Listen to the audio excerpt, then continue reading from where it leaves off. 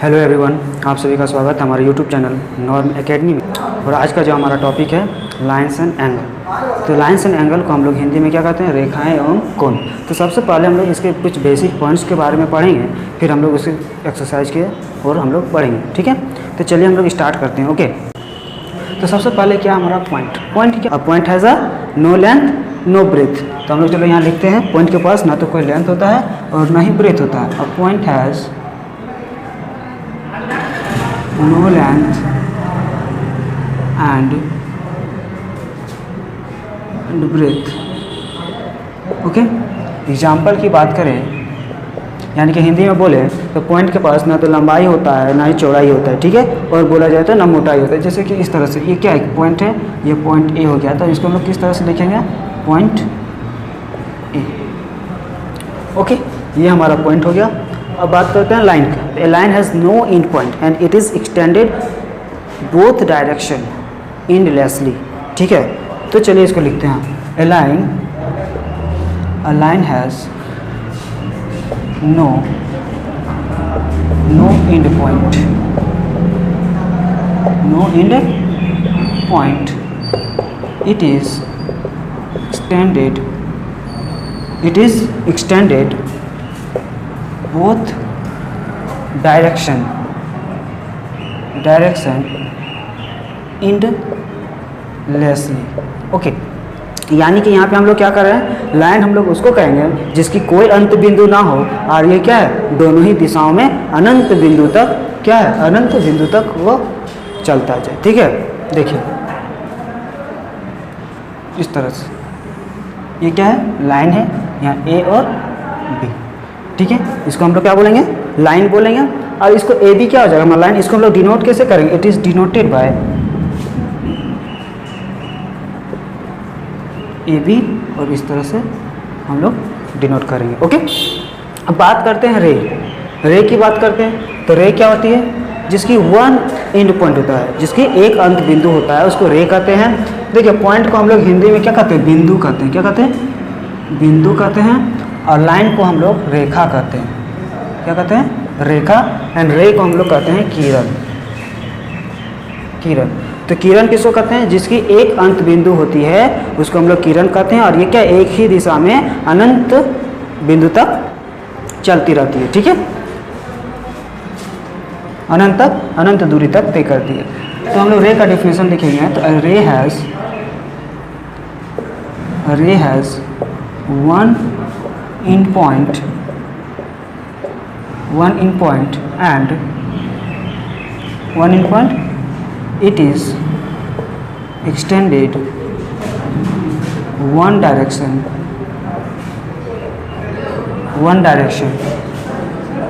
endlessly।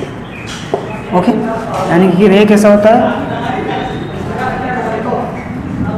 ये ऐसे एक बिंदु से निकलेगी। देखिए, पॉइंट ए है और ये पॉइंट ए क्या हमारा? अंत बिंदु यानी इन पॉइंट है। और बी क्या? बी की ओर बढ़ते जा रहा है, यानी बी हमारा क्या? इंक्रीज कर रहा है। यानी कि एक अंत बिंदु हो और बी की ओर इंक्रीज चलता जाए, इनफाइनाइट दूरी तक चलता जाए, जो कि हम लोग पता नहीं कहाँ तक जाएगी।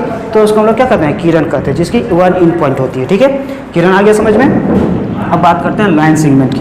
लाइन सेगमेंट क्या होता है? लाइन सेगमेंट को हम लोग हिंदी में रेखाखंड कहते हैं। क्या कहते हैं? रेखाखंड कहते हैं। तो रेखाखंड क्या होता है? रेखाखंड क्या होता है? यानी लाइन सेगमेंट जिसकी दो अंत बिंदु हो, उसको हम लोग क्या कहते हैं? रेखाखंड कहते हैं। देखो,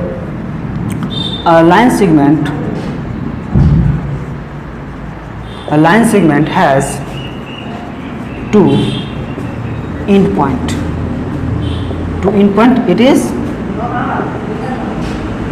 it has finite distance। ठीक है, क्या होती है? लाइन सेगमेंट किसको कहते हैं? जिसकी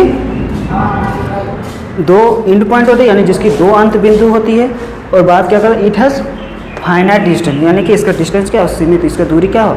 सीमित हो। ठीक है, यानी इसका लाइन सेगमेंट को हम लोग डिस्टेंस को हम लोग माप सकते हैं। सीधी सी बात है, जिसकी दूरी हम लोग माप सकते हैं उसको हम लोग क्या कहेंगे, लाइन सेगमेंट कहेंगे। फॉर एग्जांपल देखिए, ये मार्कर को देखिए, ये मार्कर है ना, तो देखिए इसके 2 अंत बिंदु है ना, एंड पॉइंट, ये 2 एंड पॉइंट है, यानी कि अंत बिंदु कितने 2 है, तो जस्ट कॉल है क्या, इसको क्या बोलेंगे हम लोग, लाइन सेगमेंट बोल सकते हैं। ठीक है, इस व्हाइट बोर्ड को भी आप देख सकते हैं, इसकी एंड पॉइंट यहाँ है और यहाँ है, तो ये भी हमारा क्या हो जाएगा, लाइन सेगमेंट हो गया। ठीक है, यानी कि इस तरह से देखिए, ए हो गया, ये बी हो गया, तो ए बी हमारा क्या होगा, लाइन सेगमेंट होगा। इसको यदि डिनोट करना है तो डिनोट कैसे करेंगे, इस तरह से, इट इज़ डिनोटेड बाय, यदि लिखना हो तो लिखेंगे it is denoted by A B, लिख के इस तरह से एक लाइन दे देंगे। तो ये हमारा लाइन सेगमेंट को हम लोग इस तरह से डिनोट कर सकते हैं। ठीक है, अब बात करते हैं कोलिनियर पॉइंट। कोलिनियर पॉइंट क्या होती है, कोलिनियर पॉइंट इस तरह से एक लाइन है। ठीक है, लाइन है, इस लाइन में यदि 3 से ज़्यादा पॉइंट हो, 3 या 3 से ज़्यादा, ठीक है, यहाँ पे ई भी हो सकता है, तो ये सभी पॉइंट्स जो है ना एक ही लाइन पे स्थित है, एक ही लाइन पे स्थित, एक ही लाइन पे लाइज कर रहा है। जब एक ही लाइन पे सभी पॉइंट 3 या 3 से ज़्यादा पॉइंट लाई करेंगे तो हम लोग उसको क्या कहेंगे, कोलिनियर पॉइंट्स। ठीक है, ओके, तो डिफिनेशन हम लोग लिखते हैं, चलिए डिफिनेशन लिखते हैं कि आखिर होता क्या है। if 3 or more point lies in a line,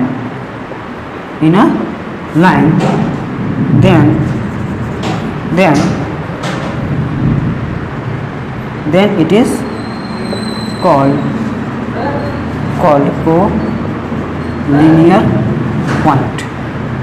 ठीक है, कोलिनियर पॉइंट को हम लोग क्या कहते हैं, सरेख बिंदु कहते हैं, सरेख बिंदु कहते हैं। ठीक है, सरेख बिंदु। अब बात करते हैं non collinear point. Non collinear, otherwise यदि हमारा तीनों पॉइंट 3 या 3 से ज़्यादा बिंदु एक ही लाइन पे स्थित ना हो तो हम लोग उसको क्या बोलेंगे, नॉन कोलिनियर पॉइंट। अदरवाइज यहाँ पे लिख सकते हो, otherwise it is called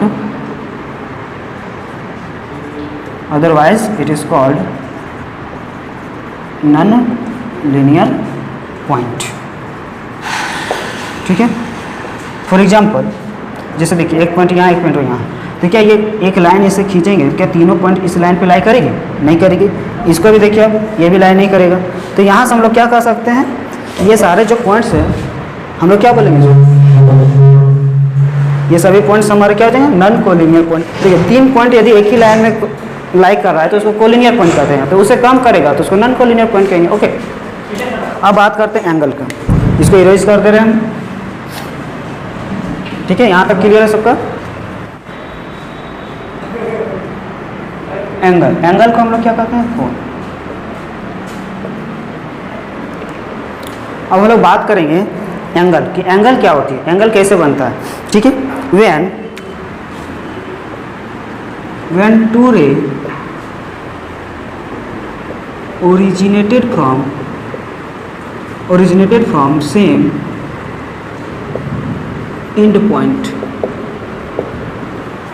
when two ray originated from same end point, then make an angle।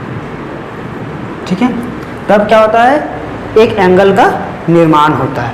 यानी हम कह रहे हैं कि जब 2 रे यानी 2 किरणें एक ही बिंदु से ओरिजिनेटेड, एक ही बिंदु से उत्पन्न होती है या निकलती है, तब हमारा एक कोण का निर्माण होता है। जैसे इस तरह से देखिए, एक पॉइंट है ओ, वो एक पॉइंट ओ से गया पहला रे, कहाँ तक गया, ए, ये पहला रे है, दूसरा रे इस तरह से जा रहा है। ठीक है, ये बी है। तो यहाँ से जब देखो यहाँ पे क्या बन रहा है, एक एंगल का निर्माण हो रहा है, कोण का निर्माण, तो इसको हम लोग क्या कहेंगे, एंगल कहेंगे। ठीक है, तो देखिए ये जो हमारा ओ से एक बिंदु यहाँ ए तक जो जा रही है, जो रे जो हमारा, उस रे को हम लोग क्या कहेंगे, एंगल जो बन रहा है, जिससे एंगल बनता है उसको हम लोग क्या कहते हैं, आर्म कहते हैं, है ना। जिससे एंगल बन रहा है तो इसको हम लोग क्या बोलेंगे, ओ ए हमारा क्या कहलाएगा, इसका आर्म कहलाएगा, ए आर एम, आर्म। और इसको हम लोग क्या कहेंगे, वर्टेक्स कहेंगे। ठीक है, क्या बोलेंगे हम लोग, वर्टेक्स बोलेंगे, जहाँ से हमारा जो अंत बिंदु होता है उसको हम लोग क्या कहेंगे, इन पॉइंट को हम लोग क्या बोलेंगे, वर्टेक्स कहेंगे। यानी ओ हमारा क्या, ओ हमारा वर्टेक्स हो जाएगा, और ओ बी और ए हमारा क्या हो जाएगा, आर्म, जो कि रे है, वो दोनों आर्म कहलाएंगे। ओके, तो ये तो हमारा हो गया कौन, ठीक है, कि एंगल कैसे बनता है। अब बात करते हैं टाइप्स ऑफ एंगल की, ठीक है, ठीक है, कितने टाइप्स के एंगल्स होते हैं वो सब हम लोग बात करते हैं। तो एंगल क्लियर हो गया।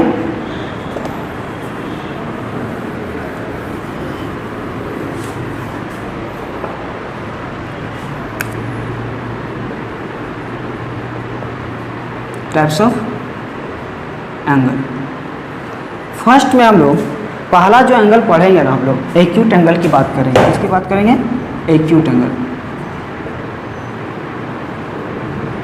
एक्यूट एंगल जिसको हम लोग हिंदी में न्यून कोण कहते हैं। क्या कहते हैं, न्यून कोण। देखो इसका डिफिनेशन बोला जाए तो कहने का मतलब क्या है कि न्यून कोण क्या होता है, यानी एक्यूट एंगल क्या होता है, एक्स हमारा क्या है, एंगल है, let x be an angle, ठीक है। अब एंगल एक्स है, तो यदि किसी कोण का माप 0 डिग्री से ज़्यादा हो और 90 डिग्री से कम होती है तो हम लोग उसको क्या कहते हैं, एक्यूट एंगल कहते हैं। यानी एक्यूट एंगल क्या कहलाता है, एन एंगल ग्रेटर देन 0, ठीक है। ये जो एक्स हमारा एंगल है ये किससे बड़ा होगा, 0 से बड़ा होगा और 90 से कम होगा, तो हम लोग उसको क्या बोलेंगे, एक्यूट एंगल बोलेंगे, ठीक है। ये तो बात हो गया एक्यूट एंगल। एक्यूट एंगल को किस तरह से रिप्रेजेंट करता है, देखिए ये हमारा एक रे हो गया, यहाँ ओ हो गया, ओ एक रे, और दूसरा इस तरह से बी की ओर गया, तो ये जो बनेगा ना, देखिए ये 90 डिग्री से कम है, यानी कि ये क्या है, एक्यूट एंगल है, ठीक है। दूसरा क्या है हमारा, right angle. Right angle, right angle जो होती है जिसको हम लोग अधिक समकोण कहते हैं। क्या कहते हैं, समकोण। समकोण क्या होती है, यानी जो एग्जैक्टली वो 90 डिग्री का हो, ठीक है। कोई एंगल जिसकी मेजर कितनी हो, 90 डिग्री का हो, तो उसको हम लोग क्या कहते हैं, राइट एंगल। ये राइट एंगल किस तरह का होगा, इस तरह से होगा, एकदम सीधा होगा, 90 डिग्री होगा, ठीक है। ये 90 डिग्री होगा, तो इसको हम लोग राइट एंगल कहेंगे, ठीक है। ये हमारा राइट एंगल हो गया। थर्ड क्या बोलेंगे हम लोग, थर्ड जो हमारा है obtuse angle. Obtuse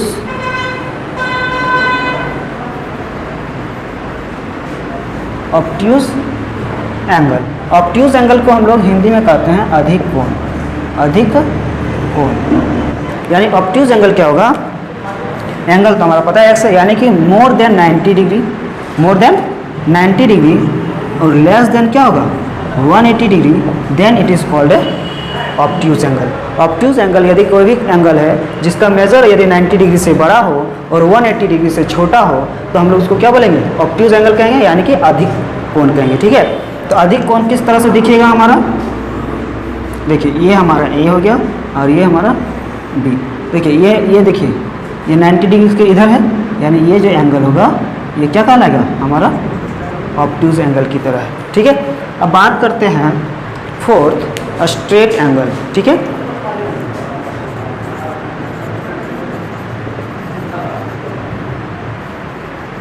straight angle, straight angle को हिंदी में हम लोग रिजु कोण कहते हैं, ठीक है। रिजु कोण कहते हैं, रिजु कोण।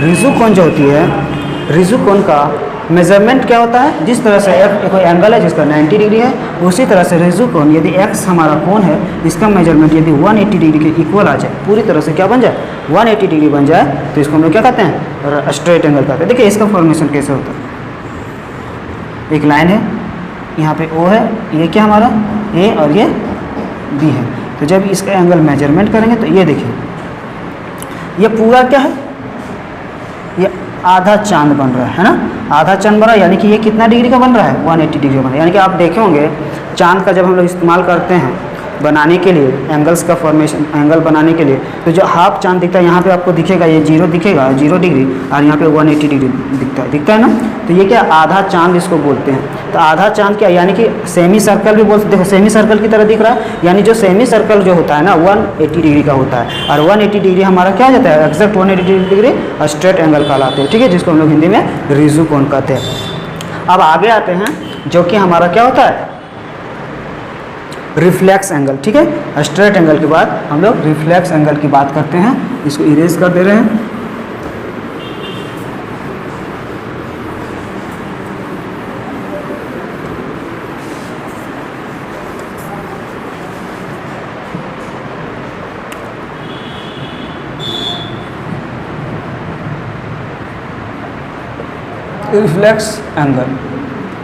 रिफ्लेक्स एंगल को हम लोग कहते हैं प्रवर्ती कोण, प्रतिवर्ती कोण,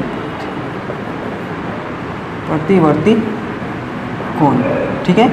प्रतिवर्ती कोण कहते हैं इसको हिंदी में। देखिए जो प्रवर्ती कोण होता है ना, यानी कि रिफ्लेक्स एंगल जो होती है, यानी कि 180 डिग्री से मोर देन 180 डिग्री, ठीक है, एंड लेस देन क्या होगा 360 डिग्री होगा, तो उसको हम लोग क्या बोलेंगे रिफ्लेक्स एंगल बोलेंगे, ठीक है। क्या बोलेंगे रिफ्लेक्स एंगल बोलेंगे। यानी किसी एंगल का यदि मेजरमेंट 180 डिग्री से ज़्यादा हो और 360 डिग्री से कम हो तो हम लोग उसको क्या बोलेंगे रिफ्लेक्स एंगल कहेंगे, प्रवर्ती कोण बोलेंगे, ठीक है। तो प्रवर्ती कोण क्या किस तरह से दिखेगा, प्रवर्ती कोण हमारा ये हमारा एक रे हो गया ए और दूसरा इस तरह से दिख रहा है, यानी कि ये ऐसे निकल के ऐसे जाएगा, ठीक है। आप देखिए यहाँ तक भी आएगा ना वो पॉइंट समथिंग, यानी कि 360 डिग्री है तो 360 से कम भी आएगा, 359 भी डिग्री होगा, तो ये हमारा कौन सा एंगल कहलाएगा, ये हमारा कहलाएगा रिफ्लेक्स एंगल कहलाएगा, ठीक है। तो रिफ्लेक्स एंगल क्या है, यहाँ तक भी आ जाए, यहाँ तक भी आ जाए तो वो हमारा क्या कहलाएगा रिफ्लेक्स एंगल ही कहलाएगा, ठीक है। तो रिफ्लेक्स एंगल क्या होता है 180 डिग्री से ज़्यादा हो और 360 डिग्री से कम हो तो उसको हम लोग क्या कहते हैं रिफ्लेक्स एंगल कहते हैं। और आगे बढ़ते हैं 6 नंबर, जो कि हम लोग हमारा जो है कंप्लीट एंगल, कंप्लीट एंगल जिसको हम लोग संपूर्ण एंगल कहते हैं, संपूर्ण कोण कहते हैं। संपूर्ण कोण क्या होता है, जो एग्जैक्टली कितने डिग्री का हो, एग्जैक्टली कितना हो, एग्जैक्टली कोई एंगल है जिसका मेजरमेंट यानी कि जिसका मेजर 360 डिग्री के बराबर हो तो उसको हम लोग क्या बोलेंगे कंप्लीट एंगल बोलेंगे। यानी कंप्लीट एंगल की बात करेंगे तो ये पूरी तरह से एक सर्कल को बना देते हैं, यानी कि यहाँ से ऐसे है, ये हमारा सेंटर O है, ये इस तरह से रोटेट करेगा, ठीक है। पूरा एक सर्कल जो होता है वो कितने डिग्री का होता है 360 डिग्री का होता है, ठीक है। यानी जब हम लोग बात कर रहे थे स्ट्रेट एंगल की, तो स्ट्रेट एंगल इस तरह से था, यानी 180 डिग्री। अब इसमें से और आधा मिला देंगे तो क्या बन जाएगा 360 डिग्री मिल जाएगा, ओके। तो ये था हमारा कंप्लीट एंगल, ये हो गया कंप्लीट एंगल की बात। अब बात करते हैं नेक्स्ट जो हमारा, अब हम लोग बात करते हैं कम्प्लीमेंट्री एंगल की।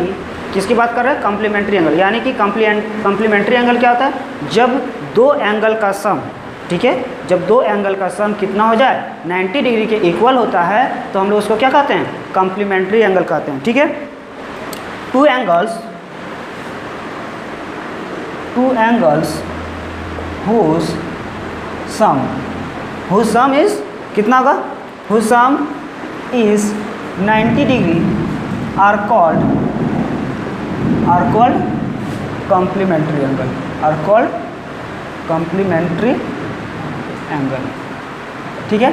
क्या कर रहे हैं, जब दो एंगल का सम 90 डिग्री आ जाए तब हम लोग क्या बोलेंगे उसको कम्प्लीमेंट्री एंगल कहेंगे। एग्जाम्पल देखिए, हम कह रहे हैं कि late angle x plus angle y, दो एंगल है, दोनों का सम यदि 90 डिग्री आ जाएगा देन वी से दैट कि जो एंगल x और y क्या हो जाएगा कम्प्लीमेंट्री एंगल होगा, ठीक है।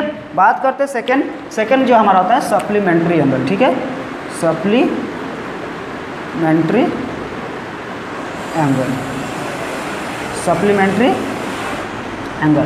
सप्लीमेंट्री एंगल क्या होगा, जब दो एंगल का sum, when the sum of two angles are 180 degree then it is called क्या कहेंगे सप्लीमेंट्री एंगल। या फिर इसका डिफिनेशन कैसे लिख सकते हैं, टू एंगल्स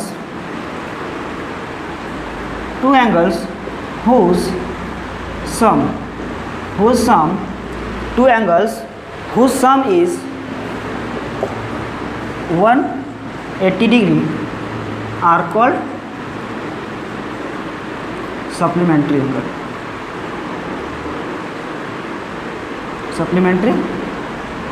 angle।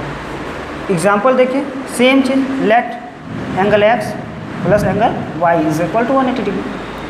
ठीक है, तब हम लोग इसको क्या बोलेंगे, सप्लीमेंट्री एंगल। इसकी इस तरह से रिप्रेजेंट कर सकते हैं, जैसे ये कोण है, ये एक लाइन इस तरह से, एक ऐसे गया है, ठीक है, इस तरह से है, तो ये दोनों एंगल का सम यानी इसका और इसका सम कितना आ जाएगा, 90 डिग्री हो जाए, तब हम लोग क्या बोलेंगे उसको,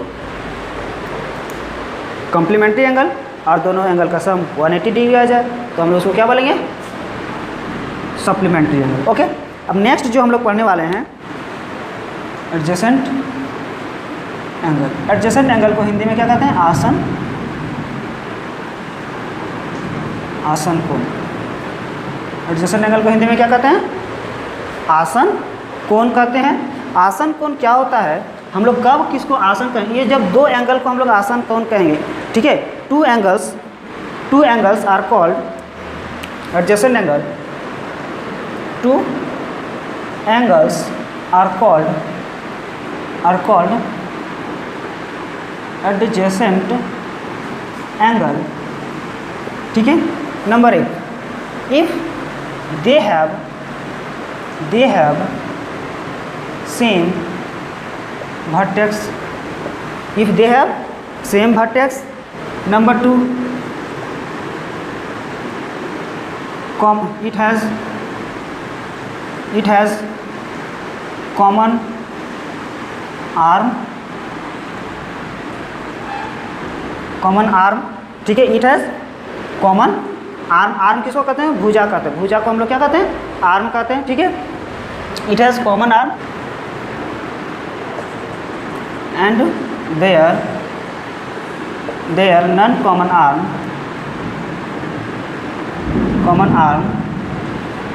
and their non-common arm on different side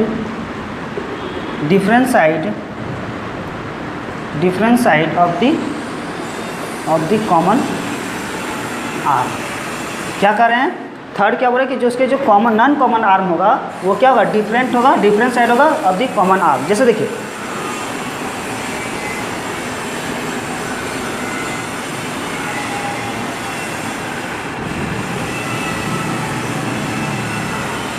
ये O है, सेम वर्टेक्स, तो यहाँ ये A हो गया, ये B हो गया, यहाँ से एक C निकला। तो देखिए ये एंगल मान लेते हैं 1 है और ये एंगल 2 है, तो ये वाला एंगल और ये वाला एंगल अलग अलग साइड है, तो ये इसको हम लोग कॉमन आर्म बोलेंगे। और ये जो सेम वर्टेक्स, सेम कहाँ से, दोनों हमारा O से निकल रहा है, तो ये जो एंगल बन रहा है O, यहाँ पे AOC एक एंगल, दूसरा एंगल क्या बना, देखिए हम कह रहे हैं इट हैज़ सेम वर्टेक्स, तो वर्टेक्स क्या हमारा यहाँ पे O आ जा रहा है। It has same common arm, it has common arm, यानी कॉमन आर्म कौन है, OC हमारा क्या आ जाएगा, कॉमन आर्म। एंड कह रहे हैं कि and their non common arm on different sides of the common, जो नॉन कॉमन आर्म है जैसे कि OA और OB, ये क्या है हमारा नॉन कॉमन आर्म है, ये दोनों अलग अलग साइड में है कि नहीं, जैसे OA AO and second is and OB, ये दोनों क्या है, नॉन कॉमन आर्म, ठीक है। अब बात करते हैं कि हमारा एडजेसेंट एंगल किसको किसको कहेंगे, तो देखिए AOC एंड एंगल BOC, ये दोनों क्या होगा, बोथ ये आर, देखिए AOC and BOC are adjacent angle, ठीक है। तो इसको हम लोग क्या बोलेंगे, एडजेसेंट एंगल बोलेंगे। If two non common arm,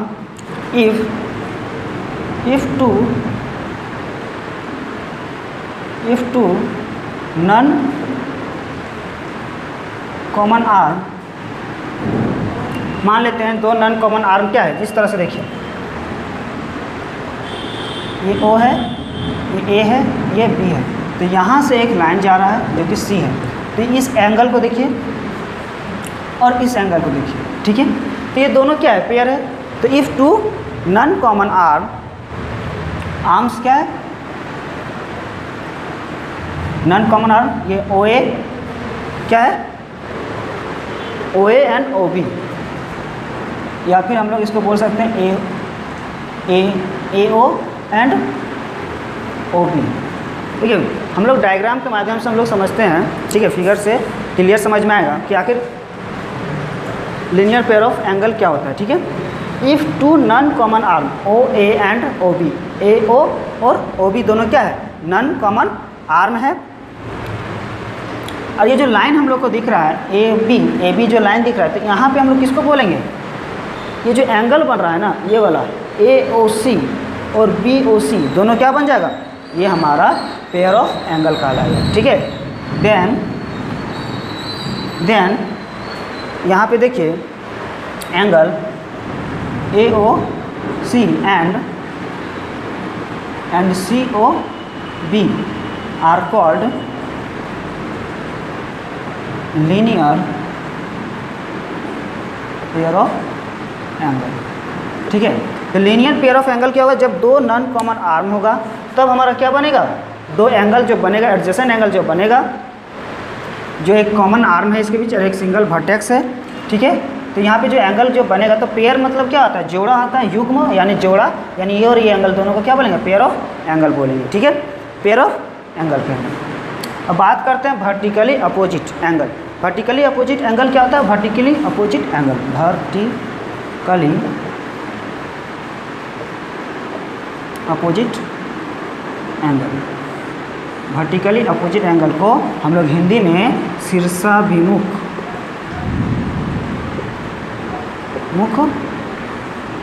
कोण।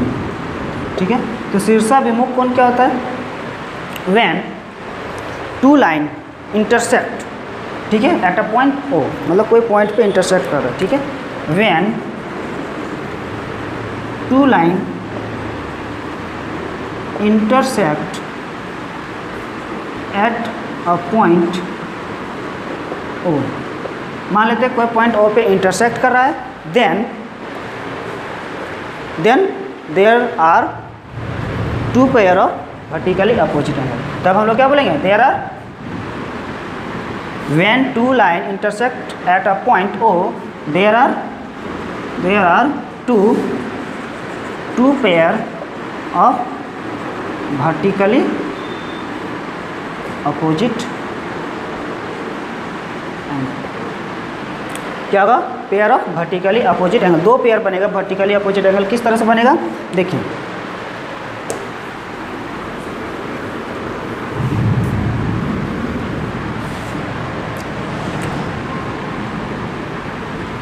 दो लाइन, पहला लाइन ये L1 मान लेते हैं ये, और दूसरा L2। ठीक है, तो यहाँ पे एंगल बनेगा, देखिए ये मान लेते हैं ये O है, जहाँ पे ये इंटरसेक्ट कर रहा है, एट ए पॉइंट O पे इंटरसेक्ट कर रहा है। तो ये वाला जो एंगल, ये एक एंगल हो गया, दूसरा एंगल ये हो गया, और ये एंगल और ये, देखिए। तो यानी कि जो vertical pair of vertically angle, तो पेयर ऑफ वर्टिकल, तो इसके वर्टिकल में ये दोनों एक पेयर हो गया, यानी ये एंगल और ये एंगल क्या हो जाएगा, इक्वल हो जाएगा, और ये एंगल इक्वल होगा किससे, वर्टिकली अपोजिट एंगल से। ठीक है, पेयर ऑफ वर्टिकली अपोजिट। मान लेते हैं लेट ये एंगल 1 हो गया, ये 2 हो गया, ये 3 हो गया, ये 4 हो गया। तो हम लोग कहेंगे, यदि एक स्टेटमेंट है इस पे कि व्हेन टू रे या फिर when two line intersect each other at a point, then the vertically opposite angles are equal. ठीक है, इसमें हम लोग कहेंगे एक स्टेटमेंट क्या दे सकते हैं कि व्हेन टू लाइन इंटरसेक्ट, जब दो लाइन एक दूसरे को इंटरसेक्ट करेंगे तब हमारा क्या होगा, वर्टिकली अपोजिट एंगल क्या हो जाएगा, इक्वल हो जाएगा। ठीक है, then equal vertically opposite angle are equal, यानी कि हमारा जो एंगल ए होगा 1, एंगल 1 इज इक्वल टू क्या हो जाएगा, angle 3, and angle 2 is equal to angle 4। यहाँ से ये हमारा वर्टिकली अपोजिट एंगल से ये सारे इक्वल हो जाएंगे।